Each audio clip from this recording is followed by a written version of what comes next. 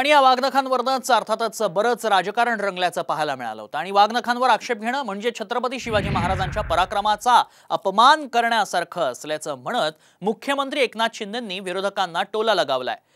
तर जे टीका करतात ते लंडनला गेले की कोहिनूर हिरा बघता आणि वाघनखं बघतात, पण इथं आली की टीका करतात असं अजित पवार म्हणाले।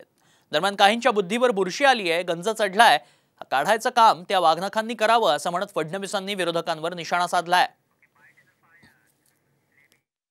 काही लोकांना फक्त राजकारण करायचं असतं आणि चांगल्या कामाला गालबोट लावायचं असतं, तो त्यांचा प्रयत्न सुरू आहे। परंतु वाघनखांवर आक्षेप घेणं म्हणजे खऱ्या अर्थाने छत्रपती शिवाजी महाराजांच्या शौर्याचा, पराक्रमाचा, शूरतेचा, वीरतेचा अपमान केल्यासारखं आहे।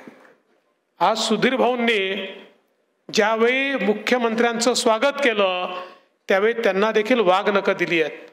आता कोणाचा कोथळा तर काढायचा नाही आहे, पण काहींच्या बुद्धीवर बुरशी आली आहे, काहींच्या बुद्धीवर जंग चढलाय।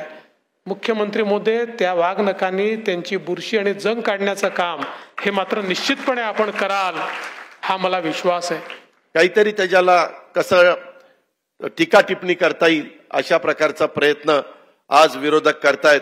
त्याच्यातले अनेक जण परदेशात गेल्यानंतर, लंडनला गेल्यानंतर ह्या वस्तू संग्रहालयामध्ये जातात, तिथं कोहिनूर हिरा बघतात, तिथं वाघनखं बघतात, तिथं बाकीचं जगातलं जे काही प्रदर्शनामध्ये ठेवलेल्या वस्तू